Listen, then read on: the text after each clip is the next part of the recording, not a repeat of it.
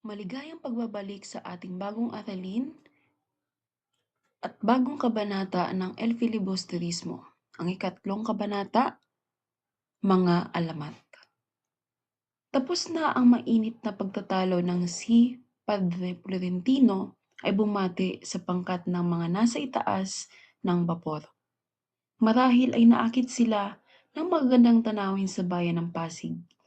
Sila ay nangagtatawanan at nangagbibiruan. Ang payat na Fransiskano ay nangingiti na rin bagamat pilit. Masamang panahon, ang sabi ni Padre Sibila. Lumabas kayo at huwag na ninyong ipagkaila, Vice Rector, ang tugon ng kanonigong si Padre Irene. Sa Hong Kong ay tumatama kayo sa mga kalakal at nakapagpapatayo kayo ng malalaking gusali. Tunay nga, ang pakli ng pari. Hindi.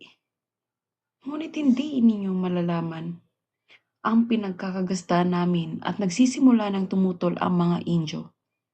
Tama na ang ganyang pagdaing at baka pa ako ang mapaiyak, ang sagot ni Padre Camora. Hindi kami dumaraing at ni wala kaming mga asyenda o mga bangko. Ang mga Indio ay unti-unti nang tumututol at ibig nang magkaroon kami ng taripa. Bakit ang bayad sa isang binyag ay magiging maliliit pa kaysa halaga ng isang manok? Naniningil ako kahit na magkano at hindi na ako dumaraing. Nang mga sandaling iyon ay siyang pagsungaw ni Simon sa hagdanan. Saan ba kayo nagtatago? Ang sigaw ni Don Custodio. At nalimutan na ang kanilang pagtatalo. Hindi ninyo nakita ang bahaging pinakamainam sa paglalakbay. Marami na akong nakitang mga ilog na may magagandang tanawin. Ang hinahanap ko ay isang alamat. Kung sa alamat ay mayroon ang Pasig, ang sabat ng kapitan, na ayaw mawala ang kabuluhan ng ilog sa kanyang nilalakbay at pinagkakakitaan. Nariyan ang malapad na bato, batong buhay na sagrado noon pa mang bago dumating dito ang mga Kastila, at umano'y tinitirahan ng mga espiritu. Ngunit nang mawala ang pamahiin na ayon at ang batong buhay ay nilampastangan, ito'y naging pugad na ng mga tulisan na nagmumula sa itaas kaya't nahaharang na madali ang mga namamangka.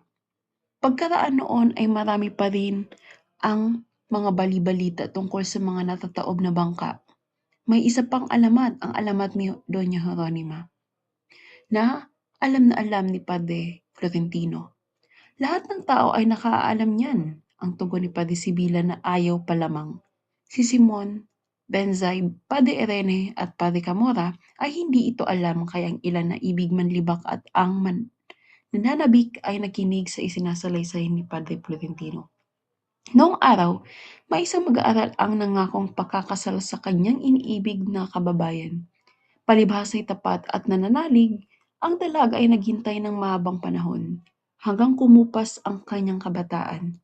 Isang araw ay nabalitaan niyang ang kanyang hinihintay ay isang arsobispo na pala sa Maynila. Nagdamit lalaki siya at lumikid sa ilog upang hingin ang katuparan ng kanyang pangako. Ngunit ang nais mangyari ay hindi maisakatuparan. Kaya, ipinahanda ng arsobispo ang kuweba na nanggagayakan ng baging. Doon nanirahan, namatay, at inilibing ang dalaga. Sinasabi na napakataba ni Doña Jeronima kaya't kung papasok siya sa kuweba ay patagilid. Napabantog siya bilang engkantada dahil sa ugali niyang pagpupukol sa ilog ng mga kasangkapang pilak na ginagamit niya sa masasagan ng nakalatag. Sa ilalim ng tubig, ang siyang sumasalo sa mga kasangkapan. At sa ganitong paraan ay nalilinis ang mga ito. Simula nang matibag ang bunganga ng kuweba, unti-unti na ring napawi si Doña Jeronima sa gunitan ng mga Indio. Napakagandang alamat ang naibulalas ni Bensay. Susulat ako ng isang pahayag tungkol dyan.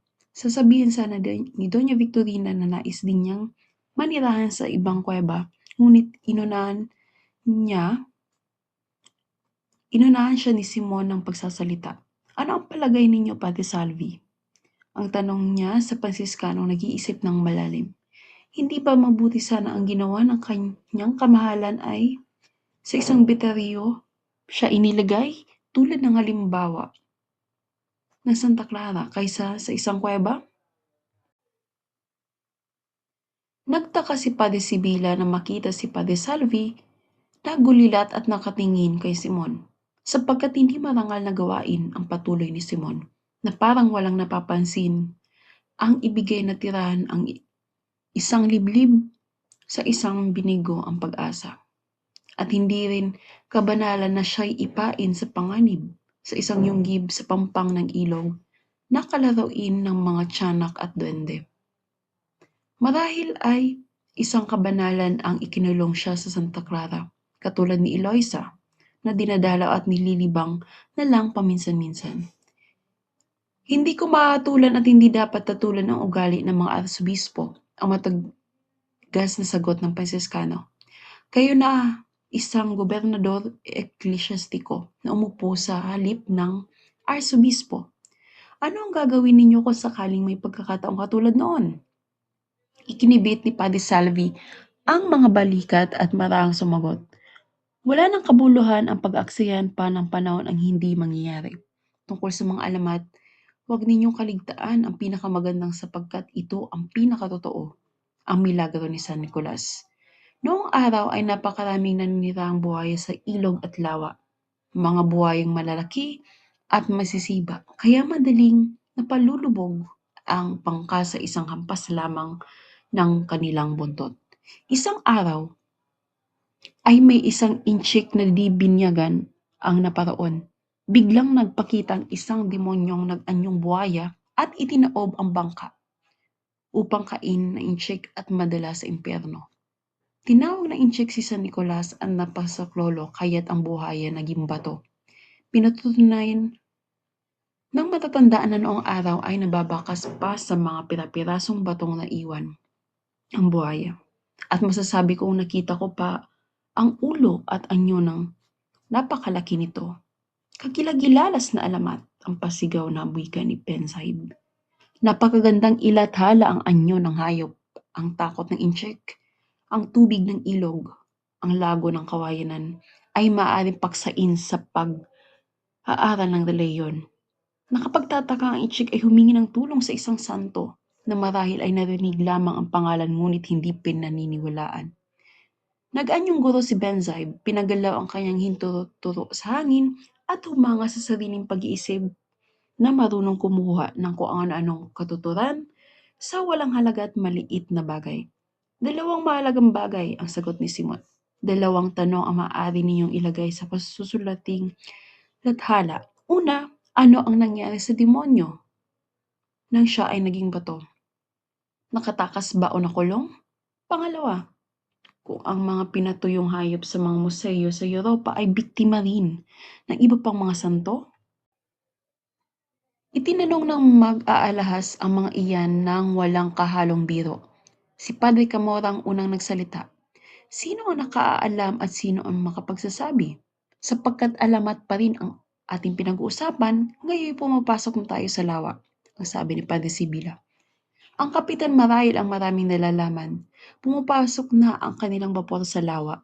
Ang mga tanawin sa buong paligid ay lubhang napakaganda. Kapitan, ani Benzaib, alam ba ninyo kung saang dako ng lawa napatay ang isang nagngangalang Guevara, Navarra o Ibarra?